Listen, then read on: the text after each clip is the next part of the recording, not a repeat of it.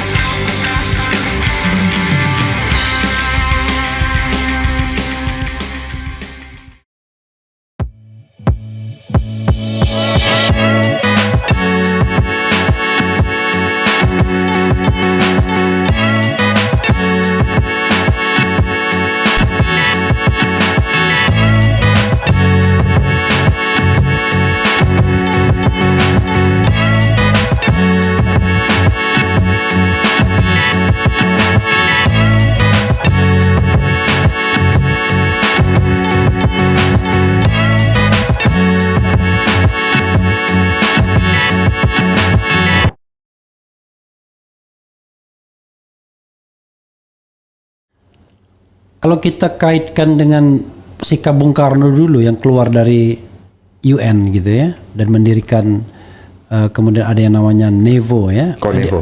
Konevo. NEVO or DEVO ya. Konevo. Konevo ya. Commonwealth New Emerging Forces ya. Yang gedungnya kayak kura-kura itu. Iya, kayak kura-kura ninja. Itu benar dong Bung Karno dulu berarti. Sebenarnya benar karena beliau tahu. Tapi setelah itu apa akibatnya? Hancur ekonomi kita. Apa akibatnya? Yang jelas jatuh dia. Ya, udah. Iya. Ya, kenapa? Berarti ada kekuatan yang tidak menginginkan dia keluar. Karena kalau dia keluar, orang mandiri tidak akan bisa dikontrol. Makanya sejak kita di sekolah, kita tidak mandiri, Pak. Kita dikontrol. Karena memang mereka programkan, mereka tidak mau kita jadi thinker. Tapi jadi worker. Itulah yang bisa menjelaskan kenapa Saddam Hussein tiba-tiba diakhiri, Muammar Gaddafi diakhiri, Fidel Castro juga mau diakhiri gitu ya. Karena Chavez di Venezuela juga gitu. Nah, sekarang dengan digitalisasi, total kontrol mereka tercapai lah. Oke, karena tidak perlu yang namanya invasi fisik lagi. Usah. Kalau dulu kan masih membutuhkan invasi fisik. Makanya sebenarnya infiltrasi itu dia rubah dalam bentuk sistem. Saya membayangkan misalnya ini nakal-nakalan, semua akses internet itu kita buang, gitu. Ya kalaupun ada kita bikin internal aja. Itu dulu udah bagus tuh yang LAN. Iya. Local area network. Ya udah, oke. Masih enak nyaman hidup kok. Nah sekarang Bapak bayangkan, kalau semua sudah tersentralisasi, sudah tergantung, lalu apa? Saya ambil, saya shutdown. Oke. Mampus juga kan? sadari itu. Oh, bagaimana kita menghindari? Tapi saya membayangkan misalnya kita pegang cellphone aja nggak ada lagi yang mau itu menghilangkan cellphone dari diri kita. Betul, Pak. Iya. Itu yang dia mau, Pak. Kita merasa sudah masuk zona nyaman. Sudah kan? Iya. Saya matiin internetnya. Langsung goncang itu, Pak, badan, Pak. Oke. Ada hilang sesuatu yang hilang. Hilang sesuatu. Separuh jiwa hilang. Bahkan kita sampai ke toilet pun kita bawa handphone kita. Ya, Bapak bisa tahu rasakan. Itu yang mereka mau bikin. Jadi shutdown jiwa cukup dengan mematikan internet. Buffering aja ribut kok.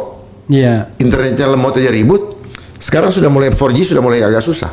Kenapa? Karena mereka giring kita untuk pakai 5G. Iya. Dan 5G ini sungguh-sungguh mematikan. Kenapa? Kenapa? Nah, orang empirik sulit menerimanya, Pak. Karena dia pakai frekuensi, dia pakai gelombang. Apa bedanya sama santet? Santet itu permainan frekuensi, Pak. Oke, jadi 5G ini ada gelombangnya itu, yang gelombang yang bisa mempengaruhi orang Dia sangat cepat, 100 kali lipat. dibandingkan 4G. Iya. Dan ini bukan generasi terakhir, Pak. Akan ada pemutakhiran lagi kan?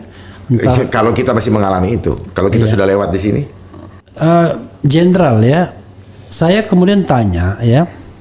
Jenderal ini punya kesadaran seperti ini karena apa? Otodidak dan sudah berapa lama? Paling tidak ini kan anti mainstream ya. ya mainstream itu kan karena kita diseragamkan, Pak. Iya.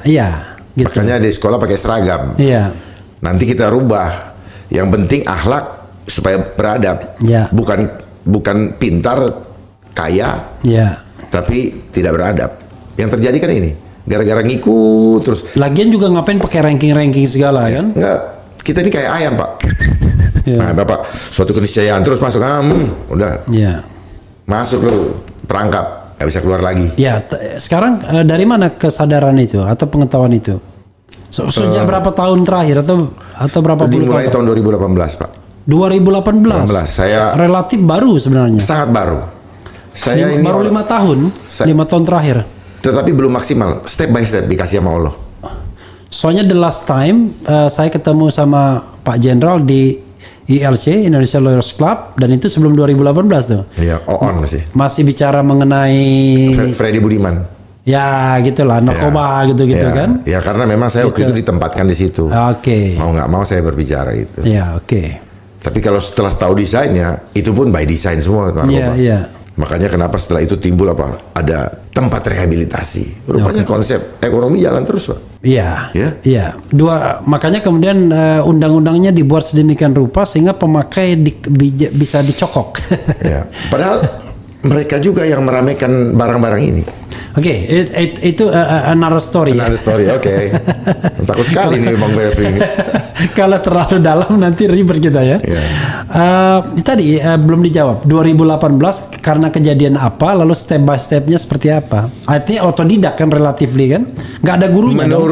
Menurut konsep akademis ini otodidak. Iya. Tetapi saya berkontemplasi biar agak mudah dipahami. Lalu saya banyak mendapatkan dibukakan dari Allah kayak ini video. Sehingga saya melihat bahwa ternyata saya selama ini berjalan di jalan yang sesat, Pak. Saya merasa bagus di jalan yang salah. Oke. Tapi saya tidak merasa salah. Karena banyak orang yang sama. Iya. Gitu. Termasuk dari keluarga pun menjadi bingung kenapa saya jadi begini. Ya. Karena konsepnya mereka senang dengan jabatan, kebanggaan buat keluarga, Duit banyak. tidak sadar. Iya. Buat apa selama ini kita ibadah? Iya. Ngomongin ayat, tetapi begitu dalam praktek, nah ini the science, Oke. hanya jadi pengetahuan. Iya. Padahal konsep Allah terima kasih. Tapi yang diajar di sini adalah kejar ini materi. Dapat simpan, keep. Bukan distribusi. Ya, harusnya distribusi. Iya. Nah, konsep dunia kan apa? Hemat pangkal kaya. Yang Iya. ada jadi pelit, jadi Iya. perhitungan. Iya. Padahal begitu kosong, ini nggak pernah kosong, kayak air mengalir, Pak. Kasih terus. Iya. Kita kenyang terus, nggak Apa itu kurang. hukum apa? Hukum kekekalan energi ya mungkin ya? Ya, tabur tuai juga, Iya. ya, saluran berkah. Iya. Bapak dapat berkah, salurin. Semakin banyak orang yang dapat berkahnya, semakin banyak lancar sebenarnya dari sini. Bapak nggak usah pusing itu. Iya. Semakin banyak Bapak beri, semakin akan diisi kembali. Iya. Tetapi kalau Bapak simpan jadi busuk hatinya apa sombong.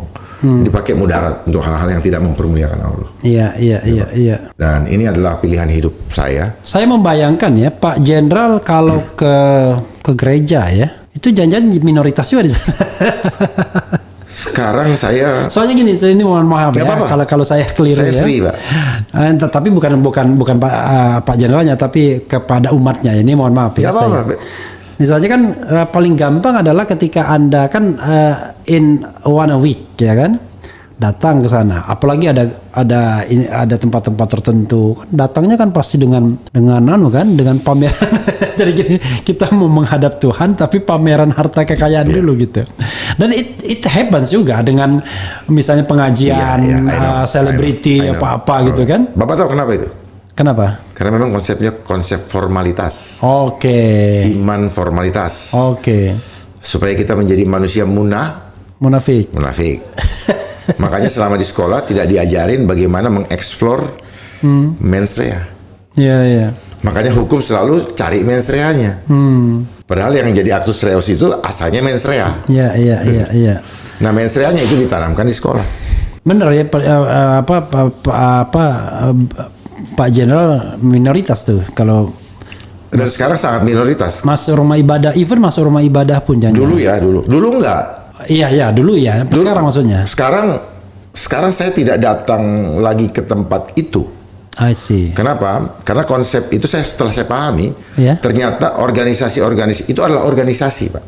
Oh, yang butuh anggaran, dan itu adalah produk politik. Gitu. Makanya selama kemarin agama dimasukkan aja sebagai label. bukan Ya?